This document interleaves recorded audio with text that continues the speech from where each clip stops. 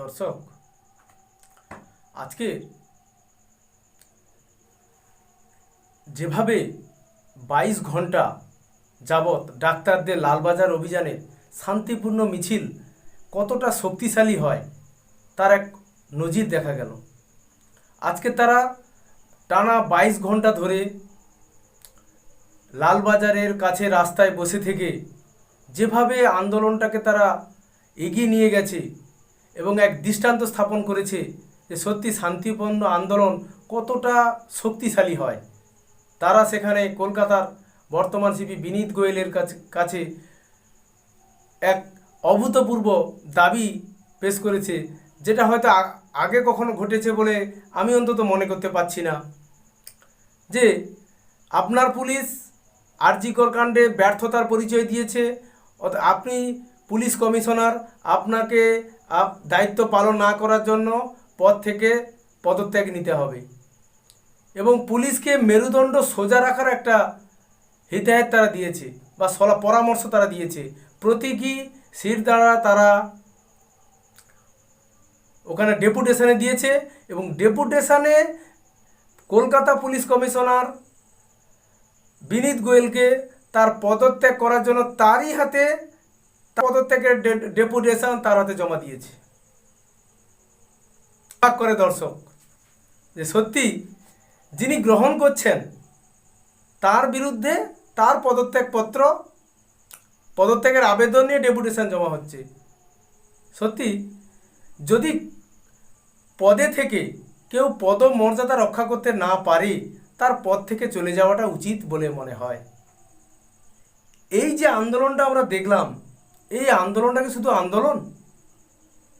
এটা কিন্তু দর্শক একটা বিপ্লবের সন্ধিক্ষণ। যেভাবে ডাক্তার সমাজ এবং সেই সঙ্গে নাগরিক সমাজ এই আন্দোলনকে যেন এক সূত্রে বাঁধা হয়ে গেছে, তারা সবাই একসঙ্গে মিলিত হয়ে গেছে, এর একটা ন্যায় বিচার চাই, সম্পৃক্ত হয়ে গেছে। যেভাবে গড়ে উঠেছে এই আন্দোলনটা, ন্যায় বিচার কোথায় ফেলিওর, যারা যারা জড়িত তাদেরকে কোনোভাবেই নিস্তার দেওয়া হবে না, অপরাধীদের বিচার চাই, এই যে দাবি। কিন্তু একটা জিনিস বুঝলাম না, যে দীর্ঘ 22 ঘন্টা যাবৎ কেন পুলিশ এত নীরব থেকে চুপচাপ দর্শকের ভূমিকা নিয়েছিল? কারণ কি? এর আগে তো নিতে পারত। কেন শুধু শুধু ডাক্তারদেরকে 22 ঘন্টা দেরকে বসিয়ে রাখার অর্থ কি ছিল? কি এমন সম্বিত ফিরলো যার কারণে মনে হলো না এবারে ডেপুটেশন নেওয়া হোক? তাদের শান্তিপূর্ণ আন্দোলনের সামনে ব্যারিকেড, বিশাল ব্যারিকেড দিয়ে তাদের গতিপথকে রোধ করা, রাষ্ট্রশক্তিকে প্রয়োগ করার চেষ্টা। সব জায়গায় এটা হয় না। শান্তিপূর্ণ আন্দোলনকে কখনোই আপনি ঠেকাতে পারবেন না, আপনি যতই লৌহ কপাট দিয়ে করুন। গানটা বাজছিল ওই আন্দোলন থেকে। দর্শক, একটি জিনিস খুব গুরুত্বপূর্ণ, এই পুলিশ বিভাগ আমাদের সবার কাছে একটা প্রায়োরিটি, প্রত্যেক দেশের কাছে। এর কাজ কি? সমাজে বিভিন্ন যে বিশৃঙ্খলা তৈরি হয় তাকে শান্তিপূর্ণভাবে নিষ্পত্তি করা এবং শান্তি শৃঙ্খলাকে বজায় রাখা। দেশের আইন কেউ মানছে কিনা, কেউ ভাঙছে কিনা, কেউ দুর্নীতিতে জড়িয়ে পড়েছে কিনা তার বিরুদ্ধে যথাযথ পদক্ষেপ নিয়ে আইনের শাসন প্রতিষ্ঠা করাই এই পুলিশ বিভাগের কাজ। কিন্তু আজকের পুলিশ দেখুন কিভাবে মানুষের দ্বারা সমালোচিত হচ্ছে। কারণ কি? কেন তারা পাচ্ছে না? তারা তো সংবিধান থেকে স্বীকৃত, তারা আইনকে রক্ষা করবে, আইনের প্রয়োগ ঘটাবে, কিন্তু তারা পাচ্ছে না কেন? কোথায় তাদের ফেলিওর হচ্ছে? কোথায় তাদের ব্যর্থতা হচ্ছে? কেন এত সমালোচনার মুখীন তারা হচ্ছে? তাই একটি স্লোগান এখানে উঠেছিল, পুলিশ তুমি চিন্তা করো, তোমার মেয়ে হচ্ছে বড়। খুব মানানসই না?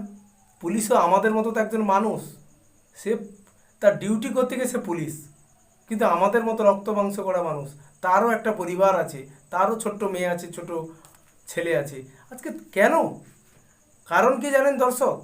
যেটা সবাই মনে করছে আজকের, যে যখন প্রশাসনের সঙ্গে দলতন্ত্রের একটা সংমিশ্রণ দেখা যায় তখন কিন্তু এই রকম সমাজের বিভিন্ন স্তরে একটা দুর্নীতি বাসা বাঁধে। সব জায়গায় দলতন্ত্র, প্রত্যেক জায়গায়, শিক্ষায় দলতন্ত্র, স্বাস্থ্যে দলতন্ত্র, প্রশাসন লেভেলে বিভিন্ন অপরাধের ক্ষেত্রে দলতন্ত্র। কেন? অপরাধ অপরাধ, আইডেন্টিটি হচ্ছে অপরাধ। অপরাধের বিচার হবে সে যত বড়ই হোক, যাই হোক। পুলিশ যদি ফ্রি হ্যান্ড পায়, পুলিশ যদি আইনের প্রয়োগ ঠিক করে করতে পারে, তার হাতে যদি শিকল না দেওয়া থাকে, তার উপরে যদি কোনো প্রচ্ছন্ন চাপ না থাকে, তবে দেখবেন এই পুলিশই কিন্তু মাথা তুলে দাঁড়িয়েছে। যে সিদ্ধারা আজকে উপহার দিয়েছে, সেই সিদ্ধারা কিন্তু বেঁকে যায়নি পুলিশের। কোথাও না কোথাও চাপের কাছে পুলিশ কিন্তু ব্যর্থ হচ্ছে বারবার। এই রাষ্ট্রশক্তি কোথাও কোথাও প্রেসার কিন্তু কিছু উপরে তৈরি করছে। তার কারণে নীরব দর্শক ছাড়া পুলিশ কি করতে পারে? আরজিকর মেডিকেলে যেদিন 14ই আগস্ট ভাঙচুরের ঘটনা ঘটে, দর্শক সেদিন ভাবুন, এই পুলিশই কিন্তু চুপচাপ হয়ে বসে দাঁড়িয়েছিল, নীরব দর্শক হয়ে। কার পরামর্শে? কেন আটকাতে পারলো না? আজকে যদি 10,000, 15,000, 1 লাখ মানুষকে, মিছিলকে যদি আটকে দেওয়ার ক্ষমতা পুলিশের থাকে, সেদিন কেন এই দুর্বৃত্তদের আটকাতে পারলো না? আজকের কেন বারংবার অভিযোগ উঠছে যে এই তথ্য প্রমাণ লোপাটে পুলিশ প্রশাসনের সক্রিয় ভূমিকা আছে বলে কিন্তু মানুষ মনে করছে। আজকের মানুষের মন থেকে উঠছে যে আজকে যে দাবিটা করছে, মৃত অবহেয়ার মা ও বাবা মেনশন করছে আরেকবার, বলছে যে আমাদের মেয়ে দুর্নীতি জেনে ফেলার শিকার হয়েছে। ভাবুন, দুর্নীতি কিভাবে চলছে তার ঘটনাগুলো জেনে ফেলার জন্য তার মেয়েকে আজকের অকালে চলে যেতে হয়েছে। কিন্তু কেন? আমাদের একটা আবিধানিক একটা শব্দ ছিল, সদা সত্য কথা বলিবে। সত্য বলতে ভয় কিসের? দুর্নীতি প্রকাশ করব, যারা দুর্নীতি করেছে, যারা অপরাধ করেছে তারা ধরা পড়বে, তারা শাস্তি পাবে, এটাই তো বিধান। এখানে কিসের ভয়? আজকে তাকে চলে যেতে হয়েছে যে স্বপ্ন নিয়ে, যে ভবিষ্যতের দিগন্ত নিয়ে সে চিকিৎসা ক্ষেত্রে মানুষের সেবা করার কাজে নিজেকে নিয়োগ করেছিল, তাকে আজকের দুর্নীতি জেনে ফেলার কারণে তাকে নৃশংসভাবে মেরে ফেলা হলো।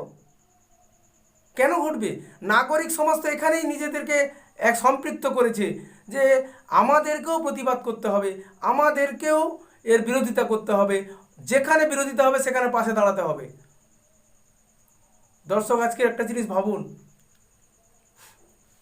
শুধু আইন আনলে হবে না, আইনের প্রয়োগটা কিন্তু ঠিকঠাক করতে হবে। কে সন্দীপ ঘোষ? কত বড় প্রভাবশালী যে তার বিরুদ্ধে কোনো ব্যবস্থা নেওয়া সম্ভব হলো না। আজকের মানুষ কিন্তু অনেক জিনিস ভাবছে। যদি যেদিন আক্তার আলী 2023 সালে এই সন্দীপ ঘোষের বিরুদ্ধে তথ্য প্রমাণে 15টি অভিযোগ সম্বলিত পত্র ভিজিলেন্স কমিশন, সিপি, আইসি এবং স্বাস্থ্য দপ্তর, মুখ্যমন্ত্রী দপ্তরের পর্যন্ত চিঠি পাঠিয়েছেন, সেদিন যদি এগুলো বিবেচনা করে তার ভিতরে প্রকৃত তদন্ত প্রক্রিয়া চালিয়ে তাকে তার দায়িত্ব থেকে সরানো হতো, তবে আজকের কি এই অভয় নামে বোনটিকে চলে যেতে অকালে? এ মৃত্যুর দায় কে নেবে? এ প্রশ্ন তো মানুষ করছে। আপনারা হয়তো বিধানসভায় আজকের বিল পাস করেছেন কি ধর্ষণের কড়া শাস্তি, কিন্তু আগে তো করতে হবে।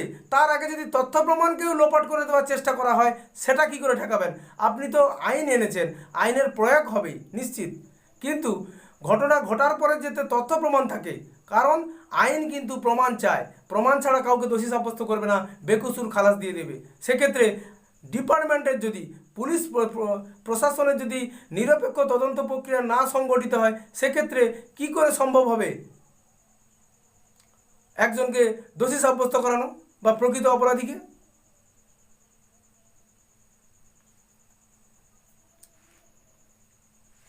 দুর্নীতিমুক্ত সমাজ গড়ে তুলতে গেলে অন্যায়ের বিরুদ্ধে আওয়াজ তুলতে হবে। আমরা এখনও দৃঢ় প্রতিজ্ঞ, বা মানুষ দৃঢ় প্রতিজ্ঞ অবস্থানে রয়েছে।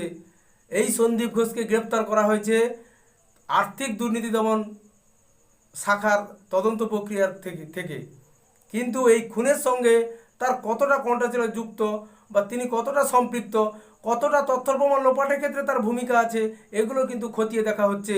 আগামী দিনে যদি এই দিকেই সঠিক তদন্ত প্রক্রিয়া এগোয় এবং সেখানেই সন্দীপ ঘোষের প্রকৃত দোষ প্রমাণিত হয়, এটাই হবে আন্দোলনের সাফল্য। মানুষের অন্তরের যে বেদনা, এটা প্রশমিত হবে।